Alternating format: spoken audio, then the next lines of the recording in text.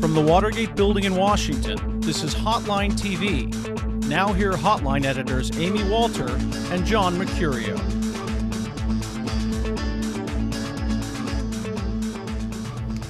Welcome to Hotline TV. I'm John Mercurio. And I'm Quinn McCord. Chuck Hagel announced today that he will retire from the Senate in 2008 and will not run for president in that year either. His decision presents another challenge for the Republican Party hoping to recapture the Senate.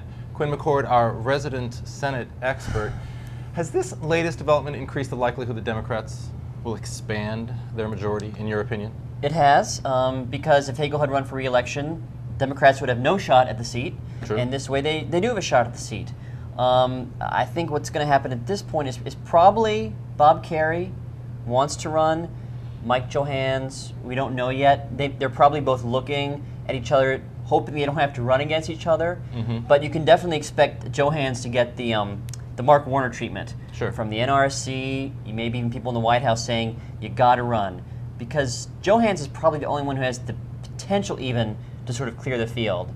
On the Republican side. On the Republican side, sure. Yeah. But he has the potential to clear it on the Democratic side. What about John Bruning? I mean, John Bruning's been running all for the past year, basically, against Hagel. Is he going to drop out if Johanns gets in? I'm sure he would say he's not going to at the moment, but you know how these things work. I mean, with enough pressure from the right people, he may not want to ruin his career by running in a primary and losing. But he might. You don't know. Yeah. The conservative alternative to sort of the Bush Republican that Johanns would probably end up being. And it's true that Johanns has already put out a little sort of negative press on Johanns. So he's trying to at least give signals that he's willing to stay in, but at the end of the day, he might not. Okay, on the Democratic side, Bob Kerrey, former senator, former boyfriend of Deborah Winger. Why would a man like that want to, I mean, he left the Senate. He's actually, by all accounts, been really happy since he's been out of the Senate, living in New York, running the new school in New York City. Why does someone like that want to go back to the place that he sort of let go of a long time ago? And for something like this, I think you take him at his word, which is that, you know, a lot has happened since 2000 in terms of 9/11 and the foreign policy sort of issues that have arisen that he considers himself to be an expert on. And I believe him that he looks at it and says, you know, I want to participate in these sorts of decisions, and that's as simple as it gets. So Mark Warner in Virginia, definitely the strongest Democrat that the party could field in that race, in the Virginia Senate race to replace John Warner.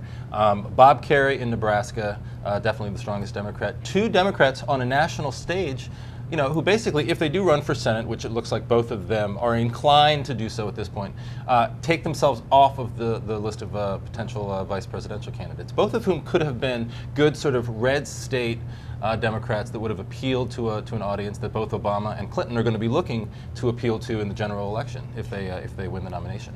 That's true. I mean, and they would be very moderate red state. I'm looking for the dark cloud over the good year that the Democrats are having in the Senate. True, but I think at the end of the day, there are a lot of other vice presidential candidates that bring the same sort of things to the table in the way that, you know, there's only one Mark Warner in Virginia, there's only one Bob Kerrey in Nebraska. They're a lot more useful there as Senate candidates than they would be as a hypothetical potential, maybe if they're lucky, vice presidential nominee, that's a huge gamble to think that you might be in line for that. So potentially two Democratic senators from the state of Nebraska and two Democratic senators from the state of Virginia. Potentially. Unbelievable. Potentially. Unbelievable. And Colorado. And potentially Colorado. Indeed. Maybe. Interesting. All red states with two Democratic senators. Possible. Lots to talk about, but unfortunately we're out of time for today. Quinn, but thank you very much for coming by. Always a pleasure, John. Please join us tomorrow for another episode of Hotline TV.